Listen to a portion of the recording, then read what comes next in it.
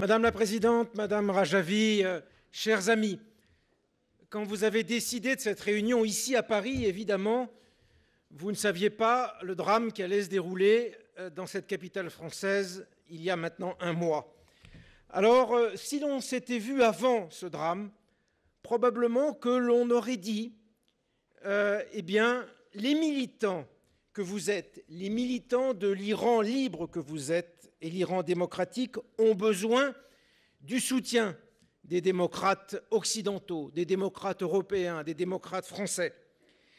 Que les choses sont aujourd'hui un peu différentes, parce qu'à partir du moment où nous sommes sentis nous-mêmes touchés dans notre chair par ces attentats du mois dernier, eh bien, j'ai envie de dire que nous avons aussi besoin de vous, car nous sommes maintenant dans le même bateau.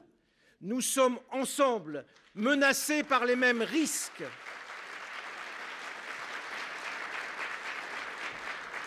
Je voudrais vous dire que l'horreur n'a pas de gradation.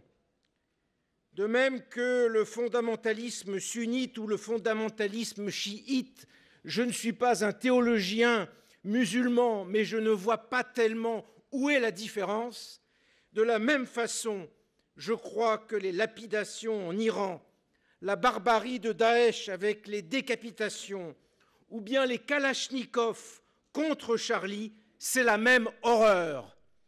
Et croyez-moi, je crois que nous devons maintenant combattre de la même façon et combattre le même mal. Ceci est une responsabilité parce que quand il s'agit comme cela de combattre l'horreur, eh bien, nous avons ensemble, c'est-à-dire vous et nous, le devoir de dire que c'est la même continuité, que c'est le même continuum.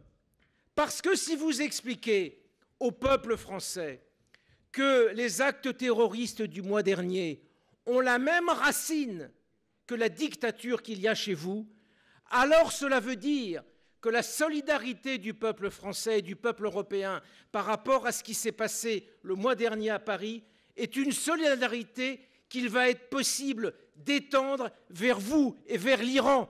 Parce que dans ce monde globalisé, dans ce monde où nous sommes de plus en plus près les uns des autres, où l'information circule, eh bien, il est important que les peuples européens aient conscience et sachent ce que vivent vos frères, vos sœurs, vos parents et tous vos amis en Iran aujourd'hui et que nous soyons solidaires tous ensemble de tout cela. Et quand il y a, comme cela s'est passé il y a un mois, 40 chefs d'État capables de venir en moins de 48 heures à Paris, alors qu'il n'y avait pas eu de réunion internationale d'une organisation qui avait décidé que ces 40 chefs d'État pouvaient venir, eh bien ces 40 chefs d'État venus en 48 heures, c'est une première dans le monde. Ils ont aujourd'hui un devoir. Ils ne sont pas venus uniquement pour défiler quelques minutes dans les rues de Paris.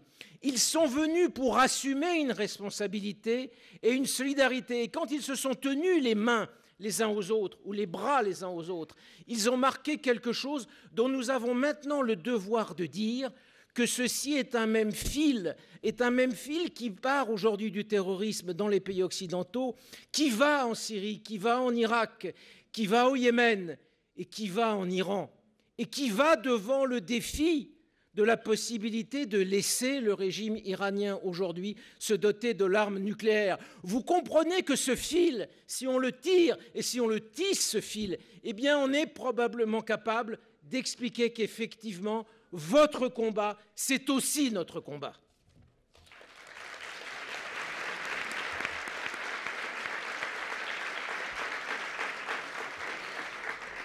Alors, il y a des solutions à tout cela. Ces solutions, on les connaît. Elles sont celles que nous mettons dans nos chartes, nous, les Européens. Elles sont celles que vous mettez aussi dans vos textes, vous. Cela s'appelle le respect de la Déclaration des droits de l'homme. Cela s'appelle la séparation du pouvoir politique et du pouvoir religieux. Cela s'appelle l'égalité entre les hommes et les femmes. Cela s'appelle la tolérance entre toutes les religions, toutes les croyances, et même, comme ça vient d'être dit, les absences de croyances, ou les croyances dans des philosophies qui ne sont pas forcément des religions. Alors nous appelons ça en Europe la laïcité. Mais ce que je vous dis, c'est que puisque nous sommes maintenant d'accord pour dire que ces valeurs qui sont les nôtres sont aussi les vôtres, eh bien les rendre concrètes pour demain, ça va être notre combat mutuel.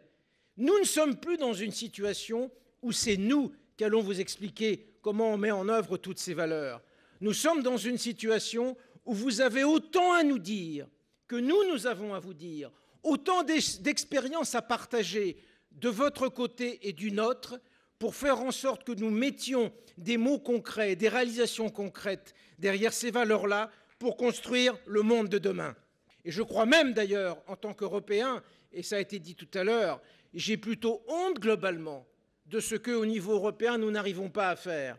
J'ai honte de ce que ces 28 pays mis côte à côte n'arrivent pas à avoir non seulement une politique efficace et cohérente, mais même un discours efficace et cohérent au-delà de quelques déclarations de principe qui sont évidemment importantes sur les droits de l'homme, mais qui ne sont évidemment pas suffisantes.